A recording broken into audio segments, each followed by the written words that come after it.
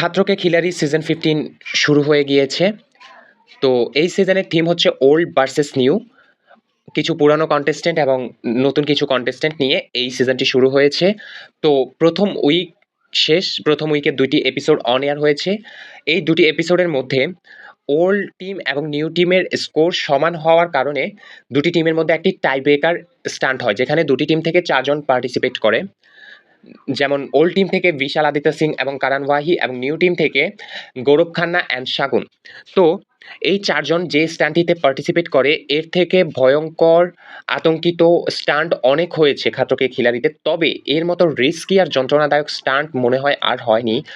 এই স্টান্টটি ছিল shoot stunt, অর্থাৎ পার্টিসিপেটরা দাঁড়িয়ে থাকবে, তাদের পিঠে রাবার বুলেট ছোড়া হবে, তারা যে যতক্ষণ সেই রাবার বুলেটের যন্ত্রণা সহ্য করতে পারে সে জিতে যাবে, অর্থাৎ সর্বোচ্চ সহ্য করতে পারলে জিতে যাবে।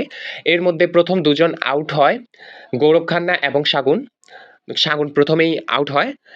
দুজনেই অনেকক্ষণ সহ্য করেছে, প্রায় 40টা শট দুজনে সহ্য করার পরে গৌরব খান্না এবং কারণ ওয়াহি এরা 40টা শট সহ্য করে আউট।